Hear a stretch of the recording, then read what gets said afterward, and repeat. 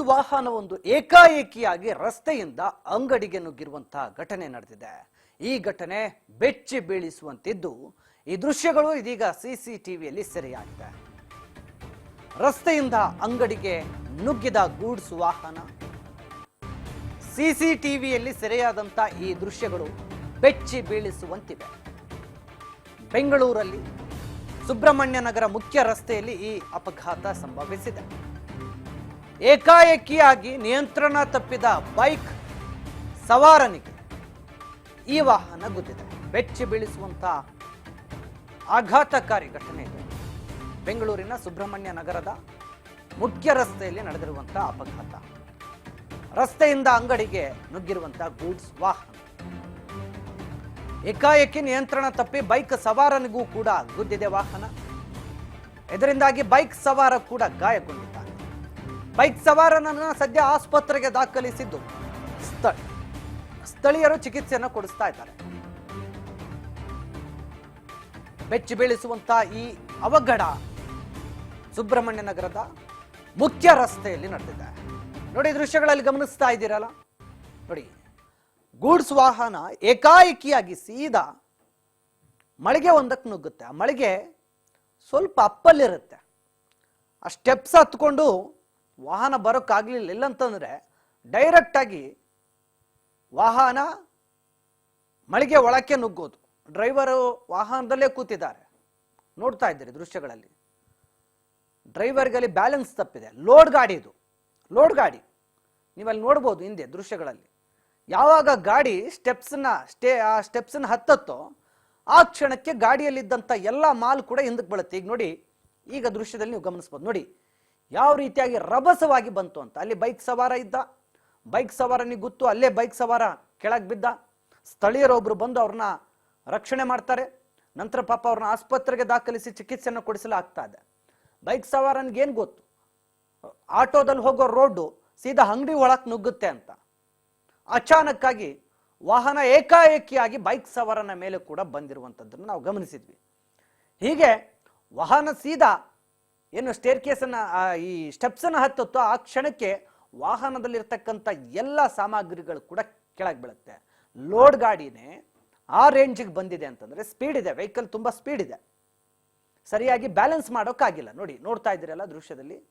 ಅದು ಆ ಕ್ಷಣಕ್ಕೆ ಆ ವಾಹನದಲ್ಲಿ ಏನು ಸಮಸ್ಯೆ ಆಯಿತು ಅನ್ನೋದು ಇನ್ನೂ ಕೂಡ ಗೊತ್ತಿಲ್ಲ. ಬಟ್ ಏಕಾಏಕಿಯಾಗಿ ಅದೇನಾದ್ರೂ ಅಲ್ಲಿ ಅಂಗಡಿ ಮುಂಗಟ್ಟುಗಳೇನಿದ್ದಾವೆ ಅವೇನಾದ್ರೂ ರೋಡ್ ಲೆವೆಲ್ಗೆ ಇದ್ದಿದ್ರೆ, ಹೈಟಲ್ಲಿ ಇದ್ದಾವೆ, ಸ್ಟೆಪ್ಸ್ ಇದೆ, ಆ ಗಾಡಿ ಅದನ್ನ ಹತ್ತಕ್ಕಾಗ್ಲಿಲ್ಲ.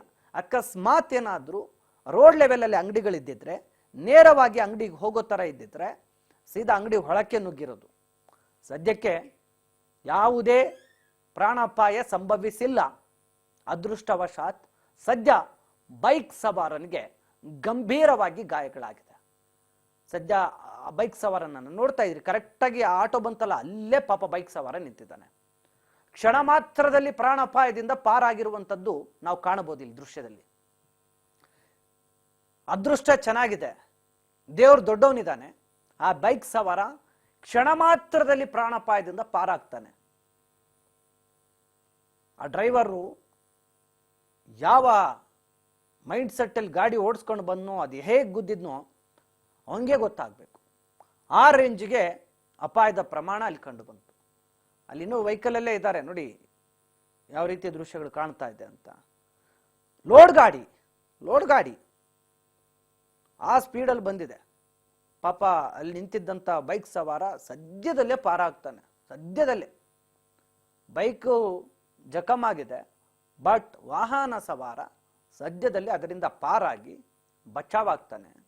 ವಾಹನದಲ್ಲಿದ್ದಂಥ ಎಲ್ಲ ವಸ್ತುಗಳು ಕೂಡ ಕೆಳಗೆ ಬೀಳುತ್ತೆ. ಲೋಡ್ ಗಾಡಿ ಅಂತ ಅಲ್ಲೇ ಗೊತ್ತಾಗೋದು. ಈ ಪರಿ ಸ್ಪೀಡು ಲೋಡ್ ಗಾಡಿ ಬಂದಿದೆ ಅಂತಂದ್ರೆ ಹೇಗೆ ಇಷ್ಟು ಇಂಬ್ಯಾಲೆನ್ಸ್ ಆಗಿ ಗಾಡಿಯನ್ನ ಓಡಿಸ್ತಾರೆ ಅಂತಂದ್ರೆ, ನೆಗ್ಲಿಜೆನ್ಸಿ ಇದ್ರೆ ಹೇಗೆ? ಸದ್ಯಕ್ಕೆ ಸಿಸಿಟಿವಿಯಲ್ಲಿ ಸೆರೆಯಾಗಿರುವಂತ ಈ ದೃಶ್ಯಗಳು ಬೆಚ್ಚಿ ಬೀಳಿಸುವಂತೆ ಇರೋದು. ಅಂಗಡಿ ಒಳಗಿದ್ದವರೆಲ್ಲರೂ ಹೊರಗೆ ಬರ್ತಾರೆ, ಹಬ್ಬ ಬಚಾವಾದ್ವಿ ಅಂತ. ಆ ಸ್ಟೆಪ್ಸ್ ಹತ್ಕೊಂಡು ಗಾಡಿ ಮೇಲೆ ಬರಲಿಲ್ಲ. ಆ ಸ್ಪೀಡಲ್ಲಿ ಅದು ಮುಂದೆ ಜಾಮ್ ಆಯ್ತು. ಇಲ್ಲ ಅಂತಂದ್ರೆ ಅದು ಗಾಡಿ ಹಂಗೆ ಏರೋ ಲೆಕ್ಕದಲ್ಲೇ ಕಾಣ್ತಾ ಇತ್ತು. ಅಲ್ಲೇನೋ ಒಂದು ಅಡ್ಡ ಬಂದು ಕರೆಕ್ಟಾಗಿ ಮಡ್ಡುಗಲ್ಡಿಗೆ ಗಾಡಿಗೆ ಪ್ರೆಜರ್ ಹಾಕತ್ತೆ. ಆ ಮಡ್ಡುಗಡ್ಡಿಗೆ ಪ್ರೆಜರ್ ಬಿದ್ದ ಮೇಲೆ ಅದು ಗಾಡಿ ಮುಂದಕ್ಕೆ ಹೋಗದೆ ನಿಂತ್ಕೊಳ್ಳುತ್ತೆ. ಅಷ್ಟು ಹೈಟ್ ಮೇಲೆ ಆ ರೇಂಜಿಗೆ ಅದು ಫೋರ್ಸಲ್ಲಿ ಬಂದಿದ್ದು ನೋಡಿದರೆ ಸೀದಾ ಅಂಗಡಿಗಳು ಒಳಕ್ಕೆ ನುಗ್ಗಬೇಕಾಗಿತ್ತು. ಆ ರೇಂಜಿಗೆ ಅದು ಸ್ಪೀಡು ಇದ್ದಿದ್ದು ಕೂಡ ನಾವು ಅಲ್ಲಿ ಗಮನಿಸ್ಬೋದು. ಸದ್ಯಕ್ಕೆ ಅದೃಷ್ಟ ಚೆನ್ನಾಗಿದೆ, ಆ ಗಾಡಿ ಓಡಿಸೋನ ಅದೃಷ್ಟನೂ ಚೆನ್ನಾಗಿದೆ. ಈಗ ಇದರಲ್ಲಿ ಟಾಟಾ ಎಸಿಲಿ ಬಂದ ಡ್ರೈವರ್ದು ಅದೃಷ್ಟ ಚೆನ್ನಾಗಿದೆ. ಅಕಸ್ಮಾತ್ ಬೈಕ್ ಸವಾರನಿಗೆ ಏನಾದರೂ ಹೆಚ್ಚು ಕಡಿಮೆ ಆಗಿದ್ರೆ ಏನು ಗತಿ?